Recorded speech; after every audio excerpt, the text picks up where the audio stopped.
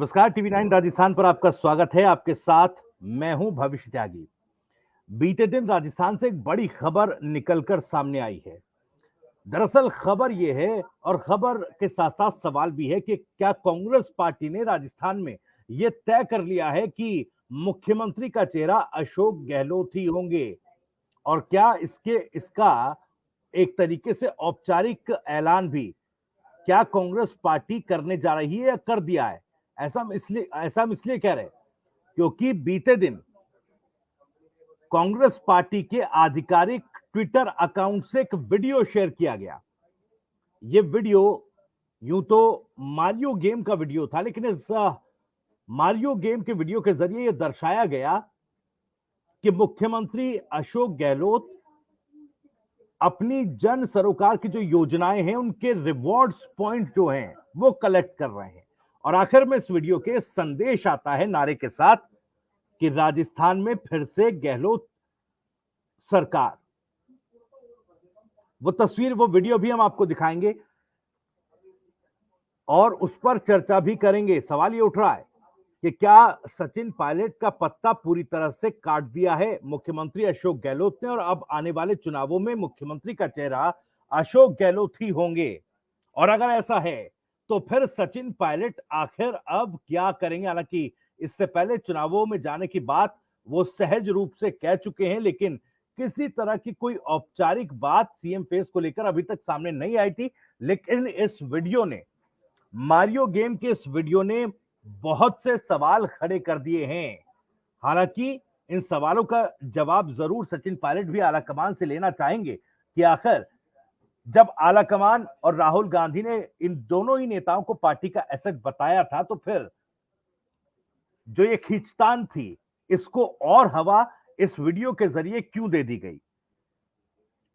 इसी पर होगी चर्चा। कुछ खास मेहमान हमारे साथ जुड़ रहे हैं। परिचय में एक बार आपका करा दूं। हुसैन खान साहब बीजेपी से हमारे साथ, दीपचंद राठौर साहब कांग्रेस पार्टी की तरफ से हमारे साथ जुड़ रहे हैं, अमितोष पारिक और अमित व्यास जी पॉलिटिकल एनालिस्ट के तौर पर हमारे साथ इस चर्चा में जुड़े हुए हैं।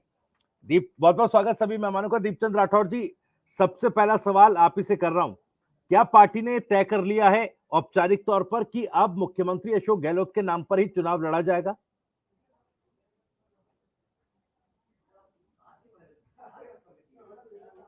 आपको माइक म्यूट है सर, अनम्यूट कर लीजिए। आवाज आ रही है सर? हाँ बोलिए सर, बोलिए। आदरणीय भविष्य जी, ये कहना बड़ा मुश्किल है कि चुनाव किसकी नेतृत्व में होगा, ये तो भविष्य के गर्भ में है।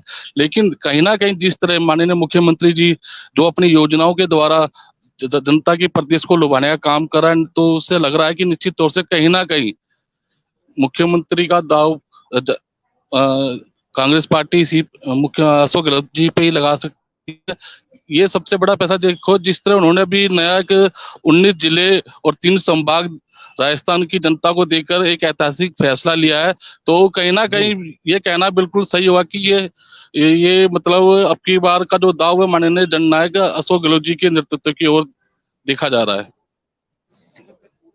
सचिन पायलट, आपके क्या देखिए, जिस तरह से आपने कहा कि अशोक गहलोत साहब की तरफ ये देखा जा रहा है, लेकिन आप ये बताइए जो खींचतान चल रही थी क्या वो उस पर कंट्रोल है, और क्या सचिन पायलट साहब तैयार हैं मुख्यमंत्री अशोक गहलोत के नेतृत्व में चुनावी मैदान में जाने के लिए? आदरणीय भविष्य जी, देखिए कांग्रेस पार्टी के खेमे में कोई खींचतान नहीं है। खींचतान अगर किसी पार्टी में तो भारतीय जनता पार्टी के अंदर देखिए आप, हमारे में तो 2 ही नेता हैं, अशोक गहलोत जी और सचिन पायलट। जबकि बीजेपी के अंदर तो कई खेमे बन रखे हैं, वसुंधरा राजे का खेमा बन रखा है, सतीश पूनिया का खेमा बन रखा है, ऐसे 3-4 और जो हैं जो अपने आप को मुख्यमंत्री का चेहरा अपने आप को जनता के बीच में बता रहे हैं। लेकिन कांग्रेस पार्टी में कोई खींचतान नहीं है, और कांग्रेस पार्टी के अंदर जो 2023 का इलेक्शन होगा माननीय सचिन जी के नेतृत्व में और माननीय अशोक गहलोत जी के नेतृत्व में, और सबको साथ देकर सबको जनता के विकास की बात को लेकर। लेकिन जो वीडियो आपने दोनों की बात कही कि दोनों के नेतृत्व में होगा, लेकिन इंस्टाग्राम का वीडियो आपने देखा कि नहीं देखा सर? उस वीडियो में तो कहा कि भाई गहलोत से सचिन पायलट के नाम का जिक्र तो उस वीडियो में नहीं था। देखिए वो उस वीडियो इतना हमारे लिए मान्य नहीं रखता। देखिए मान्य हमारे लिए दोनों हमारे नेता मान्य रखते हैं। देखिए मैंने आपको पहले ये कहा वीडियो मान्य नहीं रखता, आप ये कह रहे हैं कांग्रेस पार्टी के आधिकारिक इंस्टाग्राम अकाउंट से वो शेयर हुआ है सर? आप कह रहे हैं कि अरे जो चीज सर आधिकारिक आप तौर पर नहीं कही नहीं गई है, अब वो भविष्य वो त्यागी कांग्रेस जी और आप बताइए कार्यकर्ताओं के ये गेम्स के निराश आधार है, पर क्या मान्य गेम्स नहीं जो है? इंस्टाग्राम में बिल्कुल उस बात से सहमत हूँ, लेकिन हमारे जी लिए दोनों ही नेता हमारे लिए सुप्रिय हैं और दोनों के नेतृत्व में जनता 2023 के अंदर हम जनता के विकास और जनता की आवाज को लेकर जनता के जो मुद्दे हैं उनके लेकर हम चुनाव लड़ेंगे। ये बात मेरा आप कहने तो का कह रहे हैं मतलब ये सर, देखिए सचिन इंस्टाग्राम पायलट साहब भी कहेंगे क्या बिल्कुल औपचारिक बिल्कुल तौर पर, ये बताइए। बिल्कुल सचिन पायलट भी यही कहेंगे। देखिए मैंने आपको पहले ही स्पष्ट कहा है कि सचिन पायलट के और अशोक गहलोत जी के अंदर कोई मतलब दूरी नहीं है। आपने देखा होगा खड़गे साहब ने भी जो दूरी थी, जो मनमुटाव था, वो पहले ही खत्म हो चुका है। देखिए जी इंस्टाग्राम में क्या चल रहा है क्या नहीं चल रहा, लेकिन जब देश की जनता की भलाई होगी की बात होगी, देश की जनता की विकास की बात होगी, तो मेरा मानना है कि कहीं ना कहीं सचिन पायलट और माननीय जननायक एक स्टेज पर होंगे, एक साथ मिलकर 2023 की हम भारतीय जनता पार्टी के विपक्ष हम लड़ाई लड़ेंगे और आने वाला 2024 हमारा होगा। दीपचंद राठौर जी, कैसी बात आप कर रहे हैं सर? ये तो जग जाहिर है सर। अब अगर एक स्टेज पे होना होता तो 2018 के बाद से होते लगातार, और 2020 सर में तो बात एक भविष्य त्यागी जी आप ये देखिए 2020 ना, में तो ये साफ कर दिया था ना सर कि कौन कहां पर किस स्टेज पर खड़ा है। ये लड़ाई इसीलिए तो चल रही थी ना सर। भविष्य आप तमाम त्यागी जी चीजों को आप दरकिनार कर नहीं, दो, आप ये क्योंकि देखिए जनता जानना आप चाहती है भारतीय सर। जनता पार्टी के अंदर आज 4-5 खेमे हैं, उस पर कोई अरे आपको चर्चा किसी नहीं हो और रही है, दिन बुला लेंगे, लेकिन उस पर भी सचिन डिबेट कर लेंगे पायलट और सर। माननीय अशोक दीपचंद गहलोत जी राठौर के जी, ऊपर किसी इतनी दिन आपको चर्चा हो रही बुलाएंगे, है। बीजेपी की गुटबाजी पर भी एक चर्चा रखेंगे, उसमें आपको बुलाएंगे, पहले भी की है हमने, उसमें भी आपको बुलाएंगे, तब ये बात आप रखिएगा, तब हम पूछ लेंगे सर आपसे। अभी तो इंस्टाग्राम पर वीडियो आप जारी कर रहे हैं सर, अब बात तो उसकी कर रहे हैं ना हम, उस पर रहिए फोकस थोड़ा सा। बोलिए सर दीपचंद जी।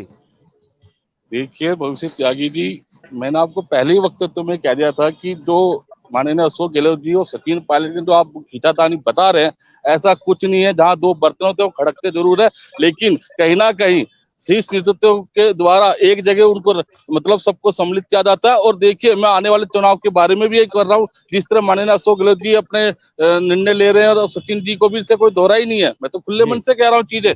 लेकिन हाँ, कहीं ना कहीं मैं एक बात जरूर कहूंगा कि सचिन जी के साथ नाइंसाफी जरूर हुई थी, इसमें मुझे कोई कहने में दोहरा ही नहीं है। क्योंकि जब सचिन जी प्रदेश अध्यक्ष थे तो उनको वादा किया गया था कि आपको मुख्यमंत्री बनाएंगे। जिस तरह पंजाब के अंदर दो प्रदेश अध्यक्ष थे, उनको वहां का मुख्यमंत्री बनाया गया था। छत्तीसगढ़ के अंदर जो भूपेश बघेल थे, उनके द्वारा उनके नेतृत्व लड़ा गया था, उनको वहां का मुख्यमंत्री बनाया गया था। लेकिन कहीं ना कहीं इसमें मुझे कोई दोहराई नहीं है, चाहे ये कटु सत्य है कि कहीं ना कहीं उस टाइम में सचिन पायलट के साथ नाइंसाफी जरूर हुई थी, ये बिल्कुल बात सत्य है। अब इंसाफ हो रहा है क्या सर? अब तो कोई देखिए सर, इंसाफ नहीं। भविष्य त्यागी जी, अगर इंसाफ नहीं होता तो माननीय सचिन जी आज कांग्रेस पार्टी में नहीं होते, ये तो आपको ही पता है। अगर भारतीय जनता पार्टी ने तो बहुत कोशिश करी थी, जिस तरह विक्रम ज्योतिरादित्य को लेकर चले गए थे, लेकिन सचिन पायलट सच्चे कांग्रेसी है और वो कांग्रेस में रहकर ही देश की जनता, देश की भलाई करना चाहते हैं। ओके ठीक है सर। एक प्रतिक्रिया हुसैन खान साहब, इस पर आपकी भी। अब देखिए आपके लिए तो सिचुएशन बड़ी, आप तो यही चाह रहे थे ना अब तक, जो एक खींचतान चल रही है वो चलती रहे, ये तो मुफीद होगा बीजेपी के लिए। और पार्टी ने औपचारिक तौर पर, देखिए अब इसको मैं ये कहूं कि प्रत्यक्ष तौर पर ये ऐलान कर दिया गया, लेकिन इंस्टाग्राम आधिकारिक अकाउंट है सर कांग्रेस का, कल को वो कहते कि नहीं भाई इस तरह की कोई बात नहीं, वो एक अलग बात हो जाएगी। लेकिन आधिकारिक हम तब तक मानेंगे जब तक कांग्रेस पार्टी खुले तौर पर इसमें कुछ कहती नहीं है। आधिकारिक अकाउंट से अगर कुछ चीज शेयर की जाती है, उसकी भी उतनी ही वैल्यू है। देखें, इंस्टाग्राम, व्हाट्सएप और फेसबुक, इसकी तो आप बात छोड़ दीजिए। ये तो स्टेज पर सब एक दूसरे के विरुद्ध बात कर रहे हैं। मुख्यमंत्री जी उनको गद्दार नाम कह करके पुकार रहे हैं, धोखाबाज कह करके पुकार रहे हैं। स्पष्ट रूप से बार बार पायलट जी के विरुद्ध वो बयान दे रहे हैं और खुले रूप से दे रहे हैं। ऐसा कुछ भी नहीं है कि वो कोई किसी रूम कमरे में बैठ करके बात करते हैं या नहीं। तो इनकी जो लड़ाई है एक्चुअल में भारतीय जनता पार्टी से अब नहीं बची है, क्योंकि इनको पता है भारतीय जनता पार्टी अगला चुनाव जीत रही है। इसलिए इनका जो फाइट है ये एक दूसरे से है। कांग्रेस की फाइट कांग्रेस से है, अब भारतीय जनता पार्टी से इनकी फाइट बची नहीं है। दूसरी बात, ये जो इन्होंने घोषणा अभी की है जिलों की, आपके लिए तो लड़ाई थोड़ी इजी हो गई ना सर? अब नेतृत्व परिवर्तन होता तो चीजें बदल जाती, नए सिरे से बातें कही जाती, नई कहानियां गढ़ी जाती, नए वादे किए जाते। अब थोड़ा सा फोकस रह पाएंगे आप भी?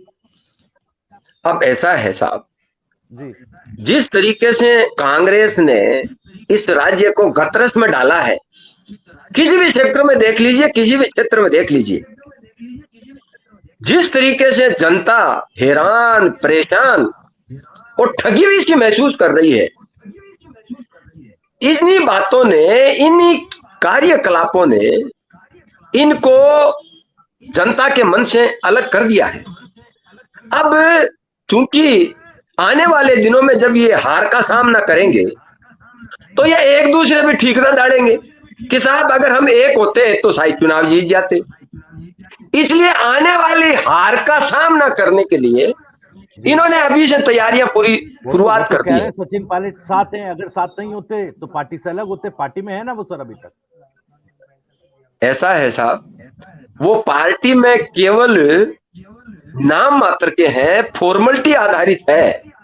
उनका ना तो कोई रोल है, ना उनकी कोई बात मानी जाती है, ना अगर वो किसी बात को रखते हैं सरकार के सामने कि ये आप काम करें या इस तरीके की आप विकास के काम के अंदर में अपना मन लगा करके अपनी घोषणाओं को पूरा करें।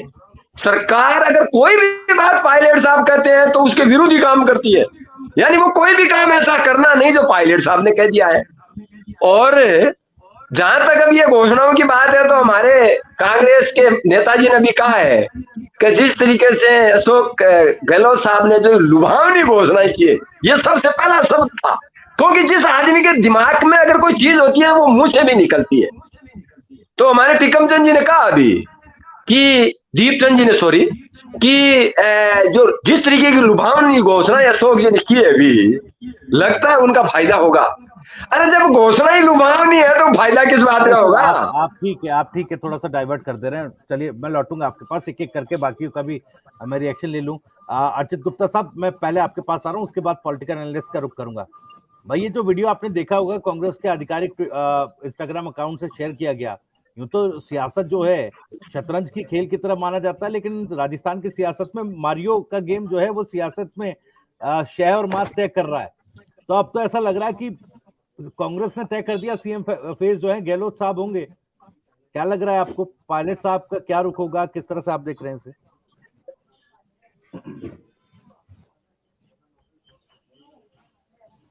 अर्चित जी आपका माइक म्यूट है, अनम्यूट कर लीजिए। पायलट साहब के और गहलोत जी की जो लड़ाई चल रही है वो चूहे बिल्ली की लड़ाई चल रही है। कभी गहलोत जी पायलट साहब के पीछे पीछे भागते हैं और कभी पायलट जी भागते हैं सोनिया गांधी जी और राहुल गांधी जी के पीछे पीछे। आज स्थिति ये हो चुकी है कि जनता के बारे में इन दोनों को परवाह नहीं है। और बात रही कांग्रेस की, तो कांग्रेस की स्थिति अब की बार बहुत खराब होने वाली है। आम आदमी पार्टी मैदान में है और कांग्रेस की स्थिति, मैं माफी के साथ टोक रहा हूं, मैं कह रहा हूं थोड़ा सोच समझ के बोलिएगा, क्योंकि अब जिस तरह से चीजें आ रही हैं, कल को देखिए कुछ पायलट साहब के लिए कह दें आप आइए पार्टी में, चेहरा आप भी बना दें, और फिर कहें देखिए सचिन पायलट सोचते हैं कितना जनता के बारे में। नहीं, मैंने ये इस बारे में कुछ नहीं कहा। मैं बोल रहा हूँ सचिन पायलट जी निश्चित तौर पे जनता को पसंद है, ऐसे नेता हैं, पर जो स्थिति उनकी कांग्रेस में हो चुकी है अशोक गहलोत जी के राज के अंदर, उसके ऊपर मैं सवाल उठा रहा हूँ कि आज ये बात सोचने की है कि अशोक गहलोत जी पीछे पीछे भाग रहे हैं सचिन पायलट जी के, और सचिन पायलट जी पीछे पीछे भाग रहे हैं राहुल गांधी जी के और सोनिया गांधी जी के। उनको इस चीज की कोई जरूरत नहीं है। वो जनता को पसंद नेता है और वो ऐसे नेता लोकप्रिय नेता है। उनको अपनी स्थिति को देखते हुए निश्चित तौर पर एक अच्छा निर्णय ले लेना चाहिए। और सहमत तो इनमें पिछले 5 साल से चल रही है। पिछले 5 साल से इनने जनता के बारे में तो सोची नहीं, एक दूसरे को सहमत देने में लग रहे हैं। जी, जनता इसका खामियाजा भुगत रही है सीधे तौर पर, ये जो खींचतान चल रही है। लेकिन जिस तरह से अमित व्यास साहब, मैं आपके पास आ रहा हूँ, ये पूरा घटनाक्रम 25 सितंबर से जिस तरह से स्टार्ट हुआ, उसके बाद सॉरी मैडम भी हुआ, तमाम चीजें हुई, तमाम डिस्कशंस हुए, चर्चाएं हुई, किसने शह दी, कौन मात दे रहा है, इसको लेकर तो लगातार चर्चाएं हुई रही हैं। लेकिन अब तो पूरी तरह से गहलोत साहब का मारियो जो है वो गेम जीत रहा है। अब पायलट साहब क्या करेंगे, सबसे बड़ा सवाल। हालांकि ये सवाल तब पूछा जाना चाहिए जब इस पर पायलट साहब की प्रतिक्रिया सामने आ जाए। हालांकि क्या वो बोलेंगे, अभी शायद तय कर रहे होंगे, बातचीत कर रहे होंगे कि भाई ये वीडियो शेयर किया गया तो क्यों किया गया, ये तमाम चीजें चल रही होगी पर्दे के पीछे। लेकिन इस वीडियो का शेयर हो जाना ये भी अपने आप में, और ऐसा नहीं है कांग्रेस आला कमान के संज्ञान में नहीं है, आधिकारिक अकाउंट है। सुप्रिया शिने जो राष्ट्रीय प्रवक्ता भी हैं और सोशल मीडिया के इंचार्ज भी कांग्रेस पार्टी की हैं, उन्होंने उनसे भी इसको लेकर सवाल पूछा गया था। हालांकि उन्होंने कह दिया, देखिए जो इस वीडियो में दिखाया गया उपलब्धियां दिखाई गई है राजस्थान सरकार की, और हम उन उपलब्धियों को लेकर जनता के बीच जाएंगे। लेकिन उस पर ये भी तो है, जो आखिरी प्लेट उसमें आ रही है वीडियो में कि 2023 गहलोत फिर से, उस पर भी तो जवाब देना होगा। देखिए, ये जो वीडियो वायरल हुआ है जी, वो निश्चित रूप से 3 संदेश दे रहा है भविष्य जी। पहला संदेश तो ये है कि सचिन पायलट जी का जो प्रभाव आला कमान तक पहुंच रहा था, या ऐसा हम मान के चल रहे थे, उसमें बहुत तेजी से कमी आई है।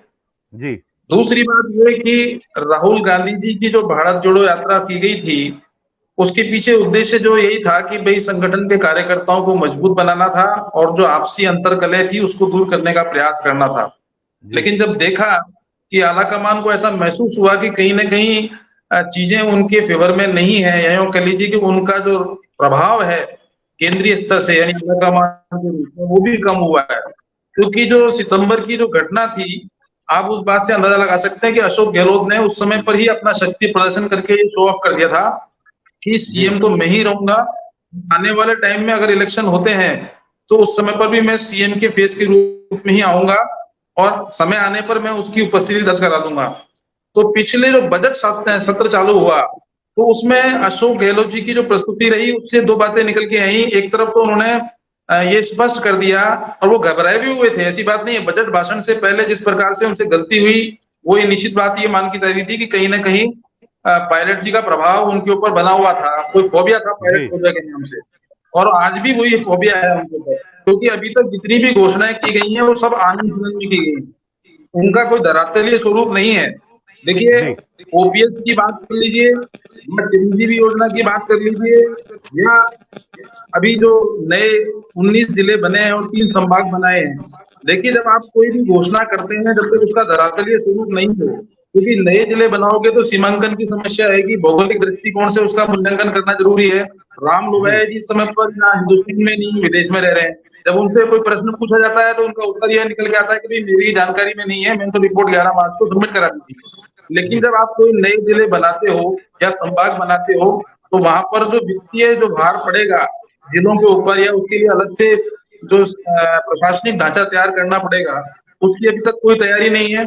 ये जितनी भी बातें उद्घोषणाओं के रूप में या किसी भी रूप में सामने निकल के आ रही हैं, ये निश्चित मान के चलिए कि अशोक गहलोत जी ने अपना बिसात चुनावी रूप के रूप में बिछा दी है। और कांग्रेस के अंदर अब जो घमासान की जो शुरुआत है वो कल से चालू हो चुकी है, और आने वाले 30-40 दिन में आप देख लीजिएगा कि अब कहीं ना कहीं जातिगत आधार पर क्या कहते हैं जिलों का विभाजन जो हुआ है उसमें जातिगत समीकरण ज्यादा काम करेंगे, न कि कोई सीमांकन या भौगोलिक स्तर पर। दूसरी बात ये कि जिस प्रकार की वित्तीय व्यवस्था सरकार ने कर रखी है वो कहीं ना कहीं उतनी पावरफुल नहीं है, क्योंकि जितने भी जिले जब भी बनाए जाते हैं उसका खामियाजा कहीं ना कहीं सरकार को ही भुगतना पड़ता है।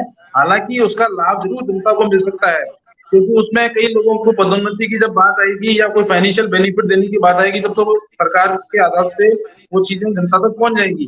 लेकिन जब प्रशासनिक दृष्टिकोण से देखते हैं या सत्ता के दृष्टिकोण से देखते हैं तो ये चुनावी जो बिसात फैलाई है वो कहीं ना कहीं अशोक गहलोत जी ने इंट्रोड्यूस करना चाहा है कि अब सीएम गहलोत, और फिर चूंकि उन्होंने एक बात जब यहाँ पहले एक जो कांग्रेस का अधिवेशन हुआ था तो उन्होंने एक बहुत इंपॉर्टेंट बात बोली थी। उन्होंने कहा था कि राहुल गांधी जी का स्टेटमेंट भी ये निकल के आया था कि राजस्थान के अंदर जिस प्रकार का बजट प्रस्तुत किया गया है या राजस्थान में जिस प्रकार का प्रस्तुतिकरण सरकार के द्वारा किया जा रहा है वो एक मॉडल राज्य के रूप में हमारे सामने निकल के आया है। तो ये साफ संदेश उसी दिन आ गया था कि कहीं ना कहीं सचिन पायलट का जो प्रभाव थोड़े दिनों में बना था उसमें बहुत तेजी से गिरावट आई है।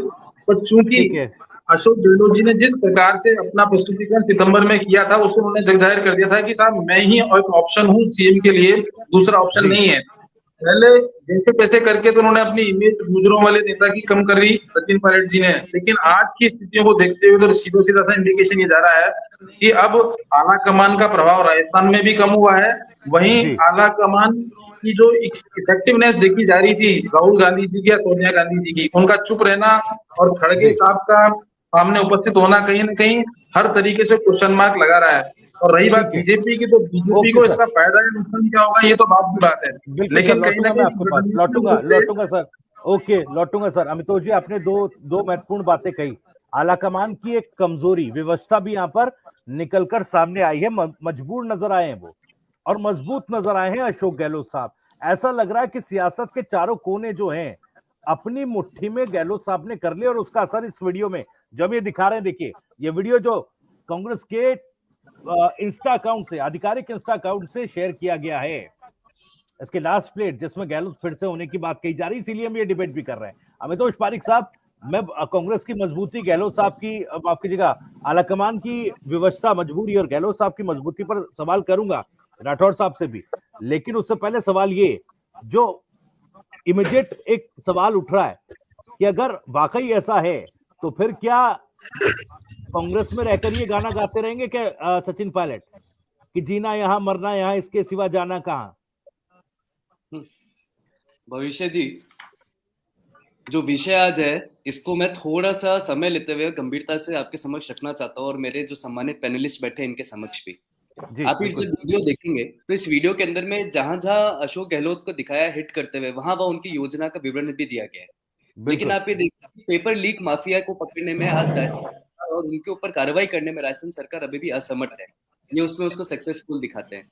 दूसरा, आप देखेंगे संजीवनी केस के ऊपर इन्होंने एक और वीडियो पे दिखाया चित्र, संजीवनी केस घोटाले के ऊपर में राजस्थान सरकार ने किया बड़ा कदम लिया, लेकिन आप ये देखिए उसमें उन्हीं के अगेंस्ट डिफेमेशन का केस ऑलरेडी हो चुका है लॉन्च।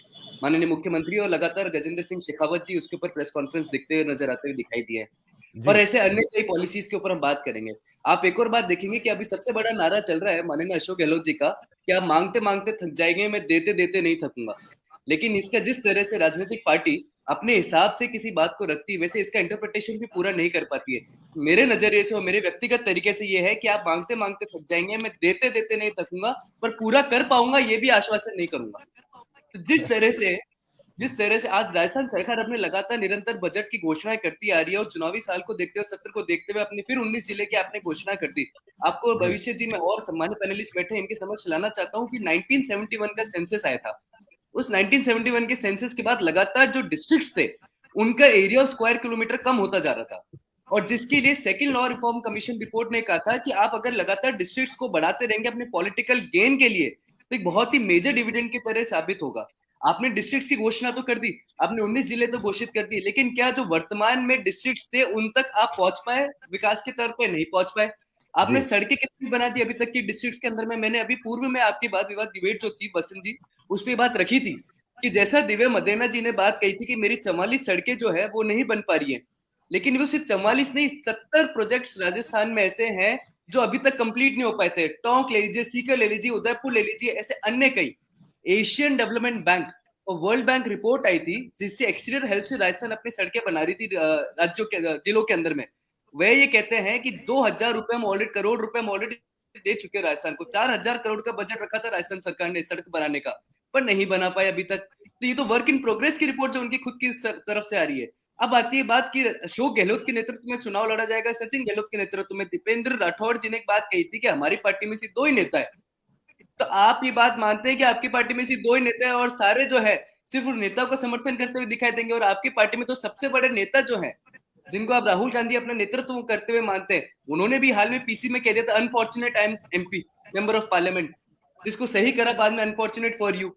जो आप धरना देते हैं 200 सदस्यों के साथ कांग्रेस के अंदर में, लोकसभा के अंदर में, आप भी देखेंगे भविष्य जी कि लोग इकट्ठे नहीं हो रहे हैं।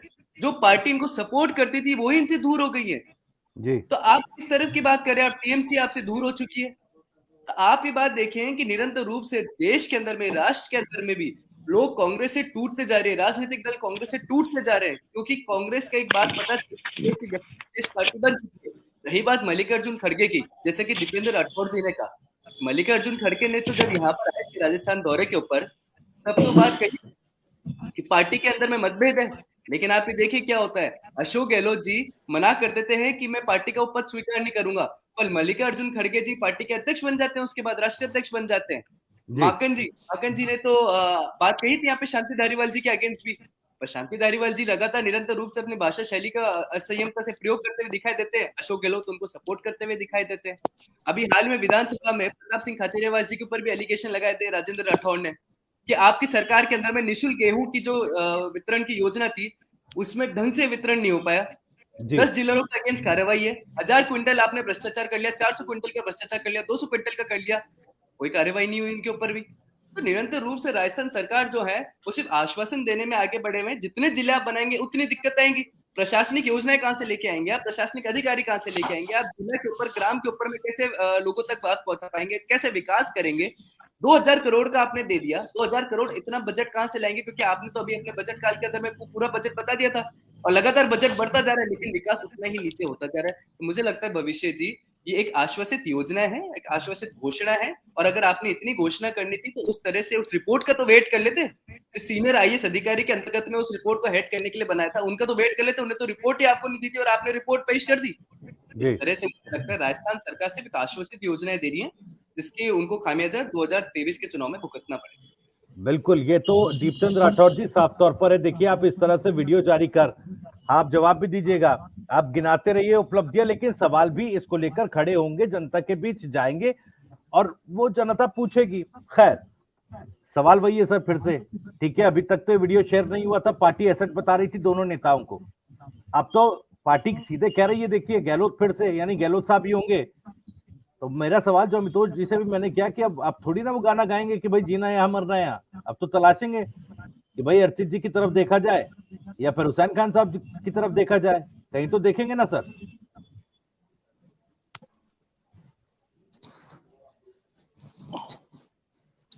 हेलो, बोलिए राठौर साहब।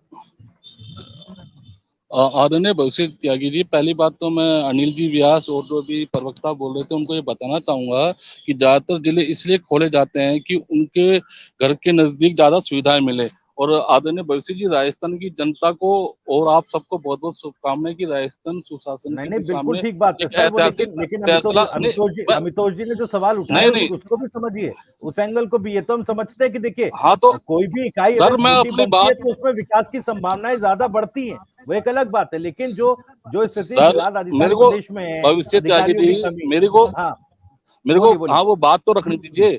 देखिए, राजस्थान एक बड़ा प्रदेश है, क्षेत्रफल की दृष्टि से, भौगोलिक दृष्टि से और जनसंख्या की दृष्टि से।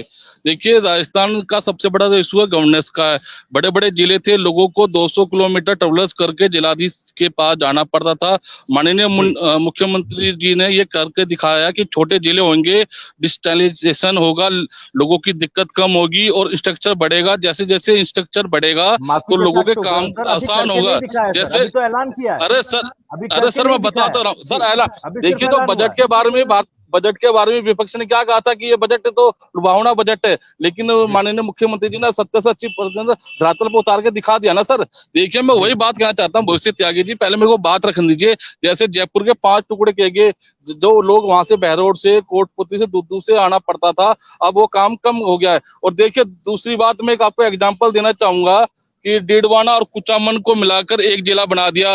वहां सिर्फ एक एसपी और एक कलेक्टर लगाना है, जबकि मोस्टली तो एसडीएम और एडिशनल एसपी वहां होते हैं, सुशासन वहां होता है। तो बताइए कहाँ दिक्कत आ रही है। और मैं एक बात कहना चाहूंगा आपके चैनल के माध्यम से कि पाली को संभाग बनाने के लिए जो माननीय अशोक गहलोत जी ने सौगात दी, उसका मैं धन्यवाद देना चाहूंगा, क्योंकि पाली से मैं आता हूं। वहां से पाली की जनता ने कभी सपने में भी नहीं सोचा होगा कि पाली संभाग बनेगा, और साथ ही ब्यावर जिला बनाकर हमारे जेतरा विधानसभा क्षेत्र वासियों को बहुत बड़ा तोहफा दिया है।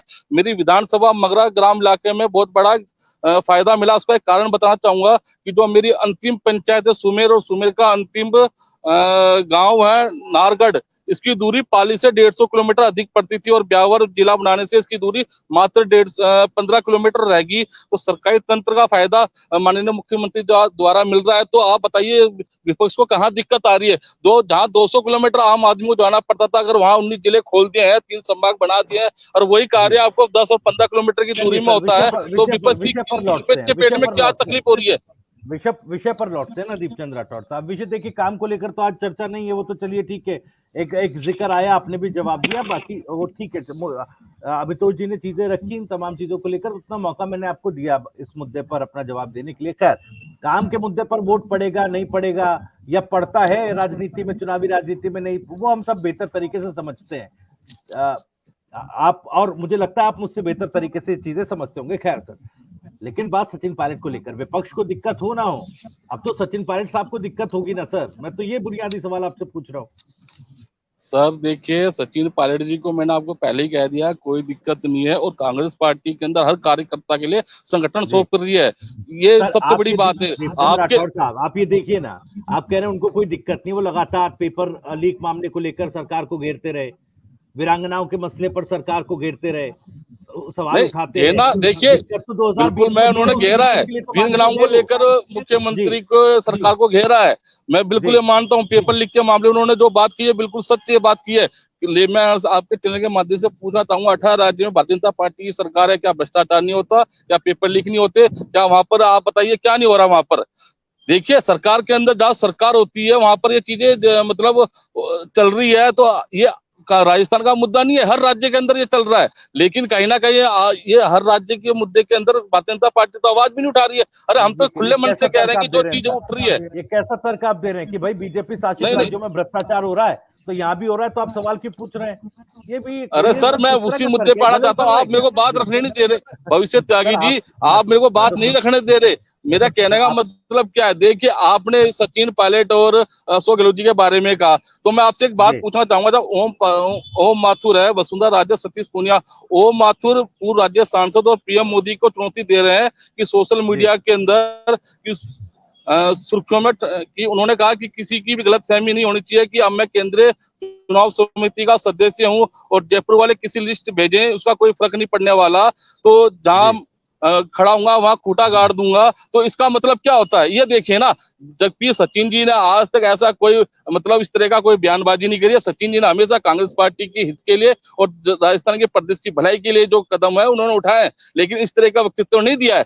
देखिए, आज हर पार्टी के अंदर कहीं ना कहीं फूट है, लेकिन मैंने आपको पहले भी ये कहा था कि सचिन पायलट और कांग्रेस अशोक गहलोत जी के नेतृत्व में और जो कांग्रेस पार्टी हर कार्यकर्ता के नेतृत्व के अंदर 2023 का इलेक्शन लड़ा जाएगा। और मैं स्पष्ट तौर से कहना चाहता हूं, जो ये भारतीय जनता पार्टी का पेट में दर्द हो रहा है कि 19 जिले बना दिए हैं, 3 संभाग बना दिए हैं। आज इन्होंने पहले बजट के अंदर इन्होंने जो बजट लिखा है, जब इन्होंने बोला ये बजट ऐसा होगा, बजट वैसा होगा, उस पर भी धरातल काम स्टार्ट हो गया है। तो बताइए, जो माननीय अशोक गहलोत जी जो अपनी योजना लेके आए थे, जो योजना अगर देश की जनता के पास पहुंच रही है, तो उसके भारतीय जनता पार्टी के पेट में क्या दर्द हो रहा है?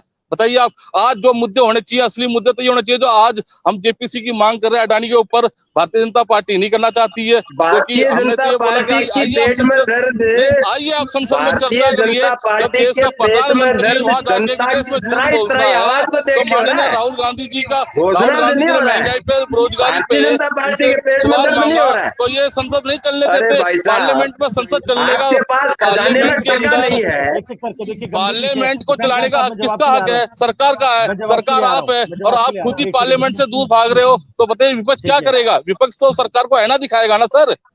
जी चलिए ठीक है सर, विपक्ष आईना दिखाएगा आप कह रहे हैं। देखिए, राहुल गांधी जी ने ये किया, वो किया।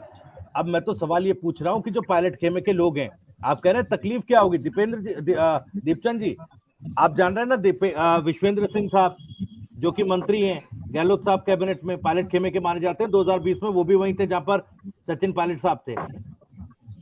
उनके बेटे ने कल क्या ट्वीट किया, आपने पढ़ा क्या सर? वो सीधे तौर पर, शायद इसी वजह से कि गहलोत साहब ने पूरा जादू कर दिया, शायद इसी वजह से वो बौखलाहट या यूं कहे वो खींच आलाकमान के प्रति नजर आ रही है। ट्वीट में उन्होंने पप्पू कहा राहुल गांधी को सीधे, आप ही के नेता ने।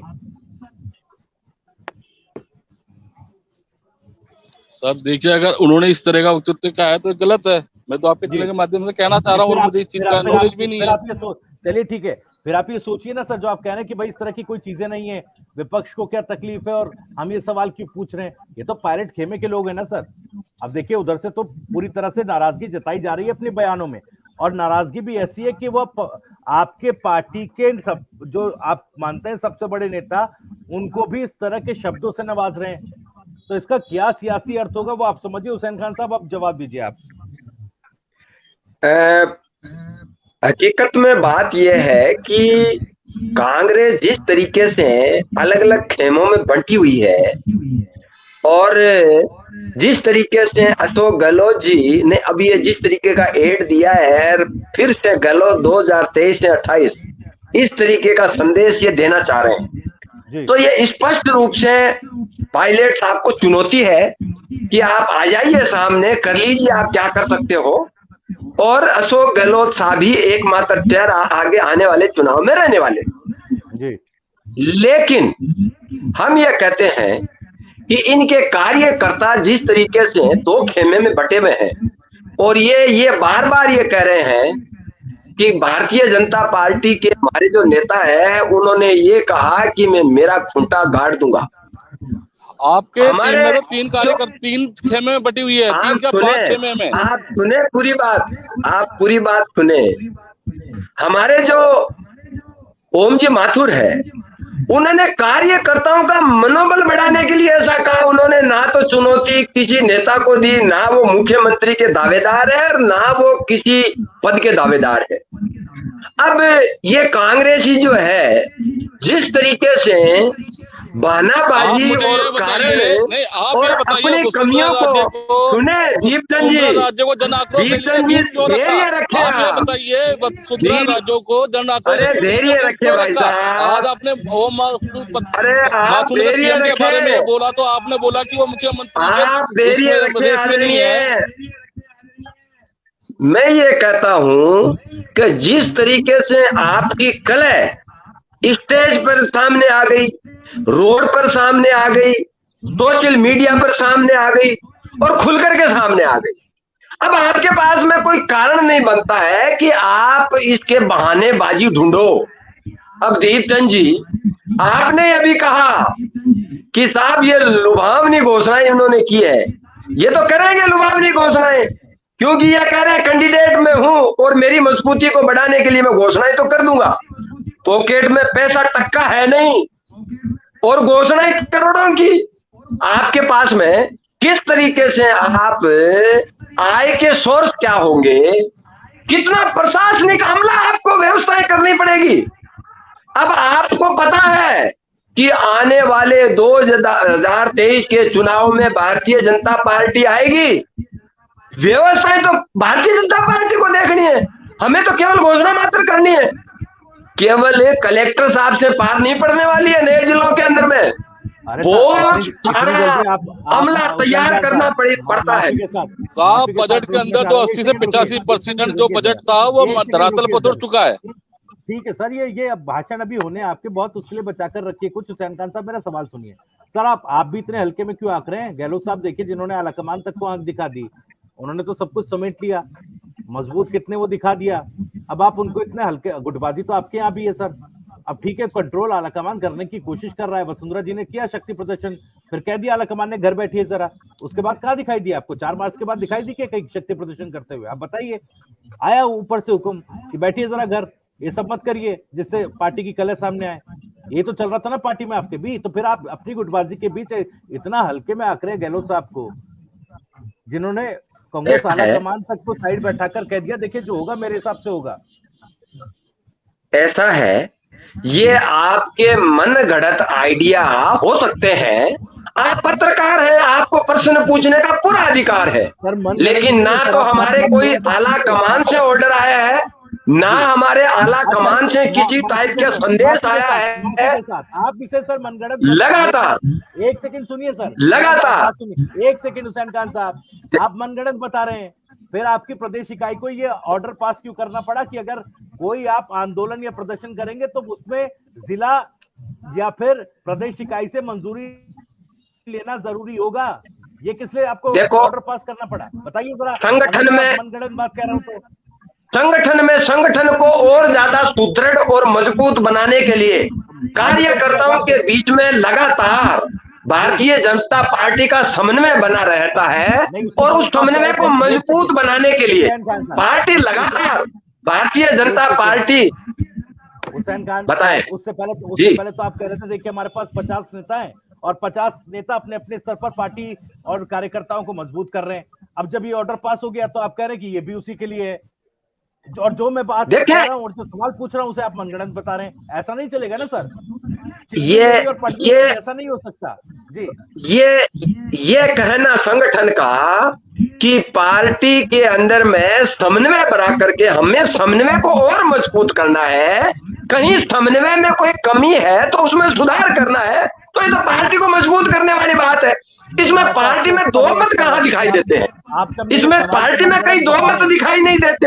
आप जब मेरे पार्टी एक तो मुझे बताना पड़ेगा किस आधार पर। देखो, हम ये कहते हैं कि आप पत्रकार हैं, आपको प्रश्न पूछने का पूरा अधिकार है, ये भी आपको और आप कुछ प्रश्न जो पूछते हैं वो आइडिया के हिसाब से भी पूछ सकते हैं। नहीं हुसैन खान साहब, फिर आपको ये आइडिया होना चाहिए कि पत्रकार मनगढ़ंत सवाल नहीं पूछते, हो सकता है कहीं और पूछे जाते हो, लेकिन टीवी9 पर नहीं पूछे जाते जी। अगर पूछे तो हम ये पूछ रहे हैं जी। हम ये कहते हैं कि आपके विचार अगर ऐसे टाइप के, अगर कहीं आपके दिल में अगर कोई ऐसे विचार आए होंगे तो हमारा आपसे विनम्र निवेदन है कि आप ऐसे विचार निकाल दीजिए। भारतीय जनता पार्टी एक थी, एक है और एक रहेगी। हमारा राजस्थान का नेतृत्व है, हमारे सभी नेता चाहे वो किसी भी स्तर के हैं, सभी एकजुट है, सभी कमल के फूल को आगे बढ़ाने के लिए काम करते हैं। आपने किसी को भी कभी ये नहीं कहावत सुना होगा कि मैं मुख्यमंत्री का दावेदार हूं, आगे आने वाले चुनाव में मैं मुख्यमंत्री बनूंगा। हाँ, सब अपने अपने स्तर पर काम कर रहे हैं भारतीय जनता पार्टी को आगे बढ़ाने के लिए, और हमारा शीर्ष नेतृत्व है, केंद्रीय नेतृत्व है, जिसको चाहेगा, जिस पर ठप्पा लगा देगा, पूरी की पूरी पार्टी उसके साथ हो जाएगी और उसको नेता मान करके, उसको नेता का मान सम्मान दे करके और उनके आदेशों के नीचे संगठन काम करता रहेगा जिस तरीके से करता आया है। इसलिए अगर कांग्रेस वाले अगर मीठे मीठे लड्डू खा रहे हैं अपनी बातों को छुपाने के लिए, तो ये अपने दिमाग से विचार निकाल दे। भारतीय जनता पार्टी का नेतृत्व है और भारतीय जनता पार्टी का विचारधारा और भारतीय जनता पार्टी जिन धाराओं के अंदर में काम करती है, हमारी 5 निष्ठाएं हैं। जब भारतीय जनता पार्टी का निर्माण हुआ था 5 निष्ठाओं के आधार पर हुआ था, और 500 निष्ठाओं को सुदृढ़ता से भारतीय जनता पार्टी का कार्यकर्ता मानता है। ओके सर, लौटूंगा मैं आपके पास। आपकी बात आ गई, आपने आलाकमान की बात कही। दीपचंद राठौड़ से तो ये सवाल भी बनेगा सर कि ये आलाकमान इतना बेबस हो गया है कि पूरी तरह से घुटने टेक दिए, ये सवाल मैं करूंगा, लेकिन उससे पहले अर्चित गुप्ता साहब, भाई इंतजार में तो आप भी थे, आप लोगों ने भी कहा 200 सीट पर हम चुनाव लड़ेंगे, बड़ी और बात ये भाई संगठन का है, संगठन किस तरह से इतने कम वक्त में तैयार होगा कि इसी एक सिचुएशन का इंतजार आम आदमी पार्टी कर रही थी क्या, और वो सिचुएशन राजस्थान में बन गई है। अर्चित गुप्ता साहब आवाज कट आदि पर वापस से सवाल दोहराएंगे। सीधा सवाल है मेरा सर आपसे। अभी तो देखिए आम आदमी पार्टी का संगठन प्रदेश में इतना मजबूत है नहीं, लेकिन पार्टी ने कह दिया कि 200 सीटों पर चुनाव लड़ेंगे। क्या कांग्रेस के भीतर की अंतर्कलह बिल्कुल खुलकर सड़कों पर आ जाए और इसका कोई निर्णायक अंजाम भी चुनाव से पहले दिखाई दे जाए? क्या इसी के इंतजार में आम आदमी पार्टी थी कि इस मौके पर चुनावी तौर पर बुलाने की आम आदमी पार्टी अब कोशिश करेगी? देखिए भविष्य जी, अरविंद जी पहले ही कह चुके हैं कि भाजपा और कांग्रेस के अंदर कई सारे ऐसे नेता हैं जो कि जनता के लिए काम करना चाहते हैं। कांग्रेस और भाजपा की जो मिलकर और काम करने का तरीका है, जो एक वो वर्चस्व की लड़ाई दोनों ही पार्टियों के अंदर नेता कर रहे हैं, उससे वो लोग परेशान हैं।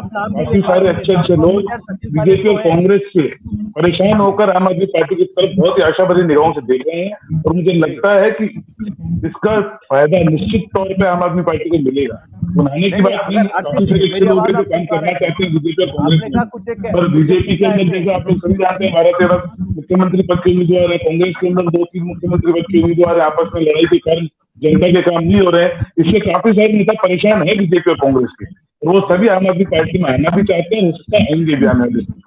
बिल्कुल इसका निश्चित तौर पे आम आदमी पार्टी में वो लोग आएंगे और अपने लोगों के लिए जनता के लिए काम। सवाल सुन पा रहे हैं क्या?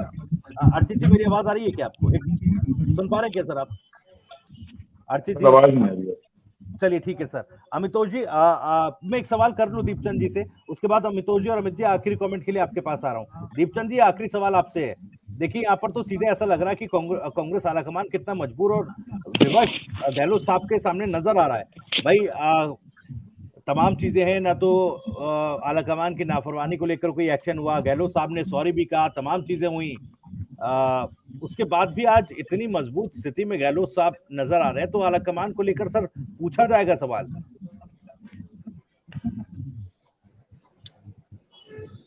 राठौर साहब, आदरणीय भविष्य त्यागी जी, पहली बात तो मैं बता दूं, आदरणीय भविष्य त्यागी जी, पहली बात तो आपको स्पष्ट बता दूं कि आलाकमान मतलब कोई बेबस नहीं है। देखिए, आलाकमान अगर बेबस होता तो अशोक गहलोत जी या सचिन पायलट को एक स्टेज पे नहीं लाता। पहली बात, हम ये चाहते हैं कि जो हमारा परिवार का सदस्य है वो हमारे साथ खड़ा रहे और कंधे से कंधा मिलाकर आने वाली जो भारतीय जनता पार्टी की जो चुनौती है उसके हम खिलाफ लड़े। और जिस तरह आम आदमी पार्टी के जो प्रवक्ता बैठे हैं, उनको एक बात बताना चाहूंगा, ये जो आम आदमी पार्टी के जो प्रवक्ता है, ये देश के अंदर छवि बदलने के लिए आए थे, ईमानदार पार्टी बनाने के लिए आए थे, लेकिन आज इनके जो मनीष सिसोदिया जो डिप्टी है वो अंदर है, जो सत्येंद्र जैन साहब है वो भी अंदर बैठे हुए हैं। तो ऐसा है कि आम आदमी पार्टी के प्रवक्ता ये बताना चाहूंगा कि जो आप सत्य का जो सर्टिफिकेट बांटते हैं ना, ये नहीं है, क्योंकि सबसे ज्यादा भ्रष्टाचार तो आपकी पार्टी के अंदर है, पहली बात तो। और रही बात राजस्थान के अंदर, राजस्थान के अंदर तो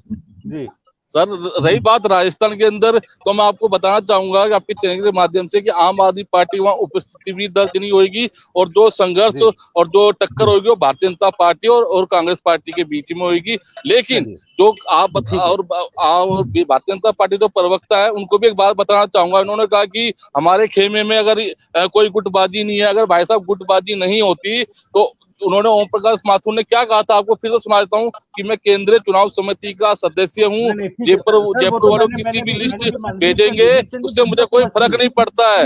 अगर आप इतने आपके गुट नहीं होते तो वो सुंदर राज्य को आपने जन आक्रोश रैली से दूर क्यों रखा? ये कई तमाम मुद्दे हैं। बड़ी पुरानी कहावत है, जिसके अपने घर शीशे के हैं वो दूसरों के घरों पर पत्थर ना मारे। और मुझे तो ऐसा लग रहा है इस मामले में बीजेपी कांग्रेस दोनों के ही घर शीशे के बने हुए हैं और दोनों एक दूसरे। लेकिन अब ठीक है, अब भाई आपकी गुटबाजी बिल्कुल सड़कों पर है, तो सर जाहिर है वो सवाल पूछे जाएंगे।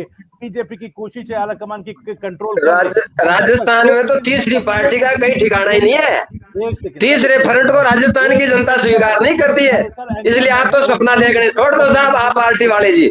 हुसैन खान साहब, मैं भी बोल लूं सर, आखिरी चरण में सर बातचीत है अपनी, थोड़ा मैं भी बोल लूं। अब ठीक है, बीजेपी ने कंट्रोल कर रखा है, जब तक सड़कों पर नहीं आती उनकी गुटबाजी तब तक वो भी सेफ जोन में हुसैन खान साहब खेल रहे हैं, कह रहे हैं भाई देखिए पार्टी को मजबूत कर रहे हैं, कार्यकर्ताओं को मजबूत कर रहे हैं, तमाम चीजें हैं, ठीक है। अमित व्यास साहब, अमितोष जी, आखिरी 30 सेकंड के लिए आपके पास आ रहा हूं सर। अब क्या आप देख रहे हैं किस तरह का रुख होगा सचिन पायलट का, और क्या वाकई अब तीसरा मोर्चा या उस तरह की चीजें प्रदेश में देखने को मिल सकती हैं? ये जो 2 पार्टी सिस्टम है इसमें भी अब बदलाव देखने को मिल सकता है। राजस्थान की सियासत क्या उस ओर जा रही है? इसी सवाल के साथ 30 सेकंड अमित व्यास जी, पहले आपके पास। देखिए भविष्य जी, जहां तक तीसरे मोर्चे का सवाल है तो आम आदमी पार्टी तो कहीं भी स्टैंड नहीं कर रही है, इसमें तो कोई दो राय नहीं है, क्योंकि वो जिस प्रकार की छवि लेके बैठे हुए हैं उस प्रकार का प्रभाव राजस्थान में तो किसी प्रकार को देखने को नहीं मिलेगा। अब आती है बात बीजेपी और कांग्रेस की। देखिए, दोनों ही पार्टियों में अंतर मिले सबके सामने है, मगर समस्या आ रही है सचिन पायलट जी को लेके। तो सचिन पायलट जी का जो प्रभाव मान के चला जा रहा था वो खत्म हो चुका है, और उसे खत्म होने का एक बहुत बड़ा कारण है कि राहुल गांधी जी अर्थात उर्फ आलाकमान का खुद का प्रभाव जो है अपनी पार्टी में कम होता हुआ नजर आ रहा है। दूसरी बात ये कि अब जो इलेक्शन लड़े जाएंगे वहां पर अब आलाकमान शब्द कह लीजिए या केंद्रीय नेतृत्व का प्रभाव कम देखने को मिलेगा। हालांकि बीजेपी के अंदर ये चीजें थोड़ी सी कम देखने को मिल सकती है, क्योंकि अभी यहाँ स्थिति पिक्चर क्लियर नहीं है, क्योंकि वसुंधरा जी का जो व्यवहार आचार और जो उपस्थिति रही कहीं न कहीं उनके राजनीतिक जीवन पर तो प्रश्नवाचक चिन्ह लगा रही है। लेकिन अशोक गहलोत जी के द्वारा जिस प्रकार का प्रस्तुतिकरण किया जा रहा है वो जोर शोर से तैयारी में लगे हुए हैं, और सचिन पायलट जी को उन्होंने, देखिए अभी जितनी भी घोषणाएं हुई हैं वो सीधा सीधा सचिन पायलट को टारगेट करके की गई हैं।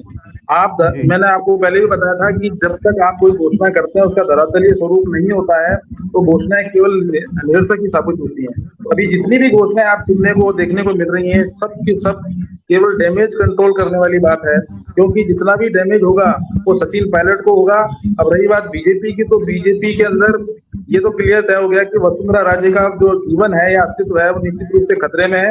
रही बात ओम माथुर जी की, तो ओम माथुर जी के जो शब्द थे वो कहीं ना कहीं बड़बोलापन नजर आया उनकी बात के अंदर, क्योंकि उनका प्रभाव केंद्रीय स्तर पर उतना नहीं रहा जिस प्रकार के जो महत्व उनको मिलता था। अब उसमें भी उनकी कमियां देखने को मिल रही है।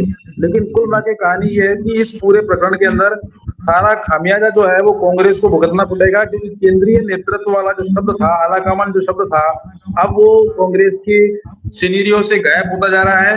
सोनिया गांधी जी का नहीं बोलना भी अपने आप में इस बात को इंगित कर रहा है कि अब कांग्रेस अब अपने अस्तित्व को लड़ने के लिए ही प्रयास करेगी। इलेक्शन जीतना तो बहुत दूर की बात है। ठीक है अमितोष जी, आपको लग रहा है कि तीसरा मोर्चा की तरफ कोई किसी तरह की कोई स्थिति बन रही है? क्योंकि देखिए अब तो सचिन पायलट का रुख देखना होगा। मैंने पहले कहा कि भाई बातचीत तो चल रही होगी, भाई आलाकमान फोन तो घुमाए जा रहे होंगे ना सब, कि कैसे वीडियो शेयर कर दिया गया, ये तमाम चीजें चल रही होंगी।